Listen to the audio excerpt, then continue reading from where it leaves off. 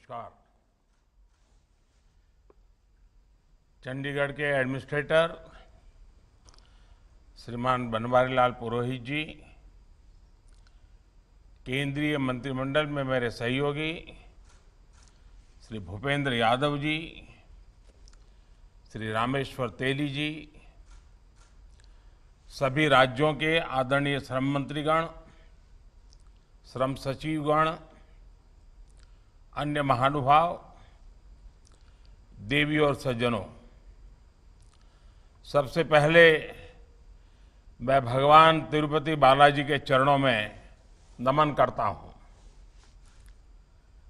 जिस पवित्र स्थान पर आप सभी उपस्थित हैं, वो भारत के श्रम और सामर्थ्य का साक्षी रहा है। मुझे विश्वास है इस कॉन्फ्रेंस से निकले विचार देश के श्रम सामर्थ्य को मजबूत करेंगे। मैं आप सभी को और विशेष रूप से श्रम मंत्रालय को इस आयोजन के लिए बधाई देता हूं। साथियों, इस 15 अगस्त को देश ने अपनी आजादी के 75 वर्ष पूरे किए हैं, आजादी के अमृत काल में प्रवेश किया है। अमृत काल में विकसित भारत के निर्माण के लिए हमारे जो सपने हैं, जो आकांक्षाएं हैं, उन्हें साकार करने में भारत की श्रम शक्ति की बहुत बड़ी भूमिका है। इसी सोच के साथ देश संगठित और असंगठित क्षेत्रों में काम करने वाले करोड़ों श्रमिक साथियों के लिए निरंतर काम कर रहा है। प्रधानमंत्री श्रम योगी मानधन योजना, प्रधानमंत्री सुरक्षा बीमा योजना, प्रधानमंत्री जीवन ज्योति बीमा योजना जैसे अनेक प्रयासों ने श्रमिकों को एक तरह का सुरक्षा कवच दिया है। ऐसी योजनाओं की वजह से असंगठित क्षेत्र के श्रमिकों के मन में ये भाव जगा है कि देश उनके श्रम का भी उतना ही सम्मान करता है। हमें केंद्र और राज्य के ऐसे सभी प्रयासों को पूरी संवेदनशीलता से एक साथ लाना होगा ताकि श्रमिकों को उनका अधिक से अधिक लाभ मिल सके। साथियों, देश के इन प्रयासों का कितना प्रभाव हमारी अर्थव्यवस्था पर पड़ा है, इसके साक्षी हम कोरोना काल में भी बने हैं। Emergency credit line guarantee scheme, इसकी वजह से लाखों छोटे उद्योगों को मदद मिली है। एक अध्ययन के मुताबिक इस स्कीम की वजह से करीब 1.5 करोड़ लोगों का रोजगार जाना था, वो नहीं गया, वो रोजगार बच गया। कोरोना के दौर में ईपीएफओ से भी कर्मचारियों को बड़ी मदद मिली। हजारों करोड़ रुपए कर्मचारियों को एडवांस के तौर पर दिए गए। और साथियों, आज हम देख रहे हैं कि जैसे जरूरत के समय देश ने अपने श्रमिकों का साथ दिया, वैसे ही इस महामारी से उबरने में श्रमिकों ने भी पूरी शक्ति लगा दी है। आज भारत फिर से दुनिया की सबसे तेजी से आगे बढ़ रही अर्थव्यवस्था बना है, तो इसका बहुत बड़ा श्रेय हमारे श्रमिकों को ही जाता है। साथियों, देश के हर श्रमिक को सामाजिक सुरक्षा के दायरे में लाने के लिए किस तरह काम हो रहा है, उसका एक उदाहरण ई श्रम पोर्टल भी है। ये पोर्टल पिछले साल शुरू किया गया था ताकि असंगठित क्षेत्र के श्रमिकों के लिए आधार से जुड़ा नेशनल डेटाबेस बन सके।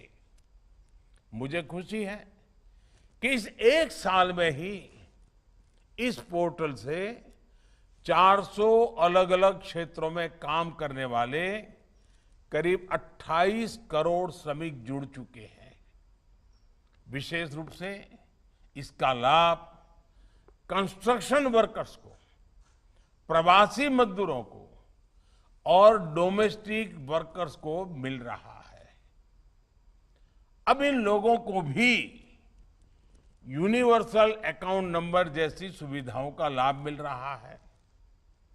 श्रमिकों में रोजगार के अवसर बढ़ाने के लिए ई श्रम पोर्टल को नेशनल कैरियर सर्विस, असीम पोर्टल और उद्यम पोर्टल से उससे भी जोड़ा जा रहा है। इस कॉन्फ्रेंस में उपस्थित आप सभी से मेरा आग्रह है कि नेशनल पोर्टल्स के इंटीग्रेशन के साथ साथ हम स्टेट पोर्टल्स को भी साथ में इंटीग्रेट करने पर जरूर काम करें।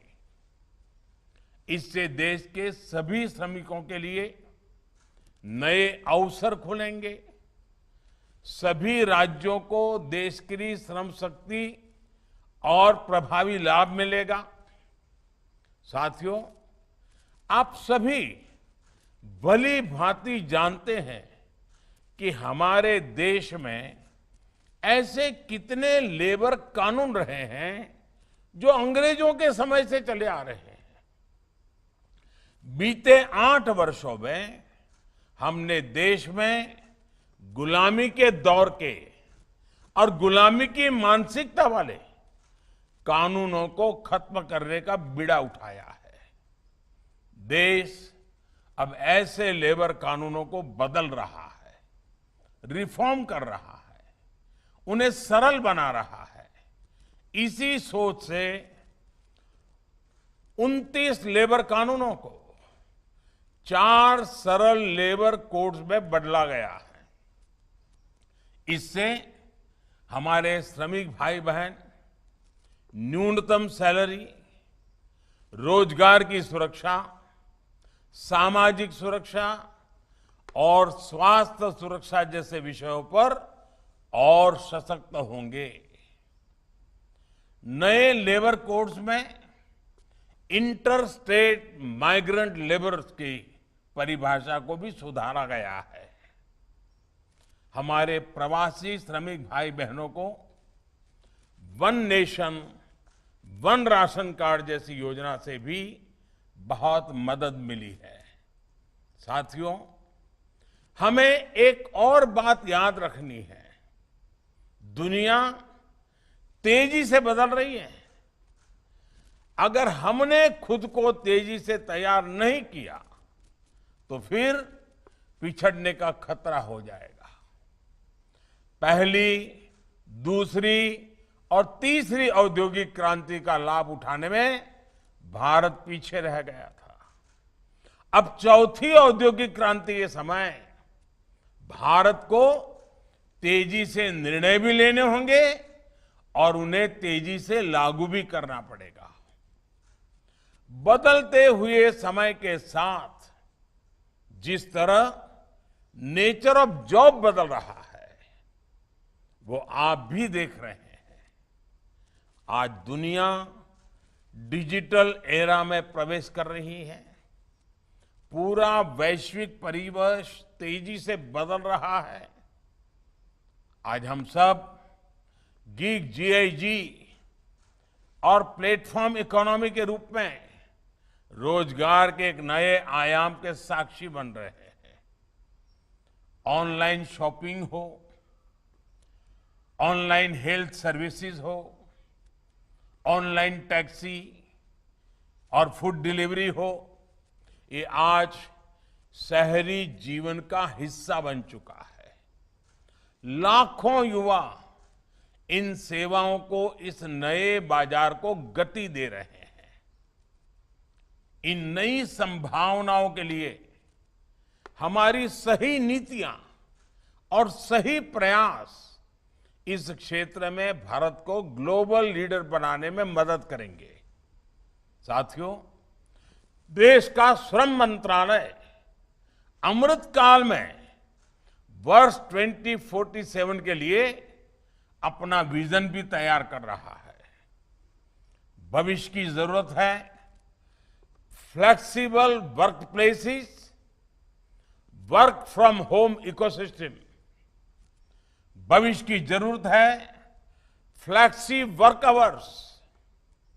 हम फ्लेक्सिबल वर्क प्लेस जैसी व्यवस्थाओं को महिला श्रम शक्ति की भागीदारी के लिए अवसर के रूप में इस्तेमाल कर सकते हैं। इस 15 अगस्त को लाल किले से मैंने देश की नारी शक्ति की संपूर्ण भागीदारी का आह्वान किया है। नारी शक्ति का सही उपयोग करते हुए भारत अपने लक्ष्यों को और तेजी से प्राप्त कर सकता है। देश में नए उभर रहे सेक्टर्स में महिलाओं के लिए क्या कुछ और कर सकते हैं, हमें इस दिशा में भी सोचना होगा। साथियों, 21वीं सदी में भारत की सफलता इस बात पर भी निर्भर करेगी कि हम अपने डेमोग्राफिक डिविडेंड का कितनी सफलता से उपयोग करते हैं। हम high quality skilled workforce create कर वैश्विक अवसरों का लाभ ले सकते हैं। भारत दुनिया के कई देशों के साथ migration and mobility partnership agreements भी साइन कर रहा है। देश के सभी राज्यों को इन अवसरों का लाभ मिले, इसके लिए हमें प्रयास बढ़ाने होंगे, एक दूसरे से सीखना होगा। साथियों, आज जब इतने बड़े अवसर पर हम सभी एकजुट हुए हैं, तो मैं सभी राज्यों से, आप सभी से कुछ और आग्रह भी करना चाहता हूं। आप सभी परिचित हैं कि हमारे बिल्डिंग एंड कंस्ट्रक्शन वर्कर्स हमारी वर्कफोर्स का अभिन्न अंग है। उनके लिए जिस सेस की व्यवस्था की गई है, उसका पूरा इस्तेमाल जरूरी है। मुझे बताया गया है कि इस सेस में से करीब 38,000 करोड़ रुपए अभी भी राज्यों द्वारा इस्तेमाल नहीं हो पाए हैं। ईएसआईसी, आयुष्मान भारत योजना के साथ मिलकर कैसे ज्यादा से ज्यादा श्रमिकों को लाभ पहुंचा सकता है, इस और भी हमें ध्यान देना होगा। मुझे विश्वास है कि हमारे ये सामूहिक प्रयास देश के वास्तविक सामर्थ्य को सामने लाने में अहम भूमिका निभाएंगे। इसी विश्वास के साथ आप सभी को बहुत बहुत धन्यवाद।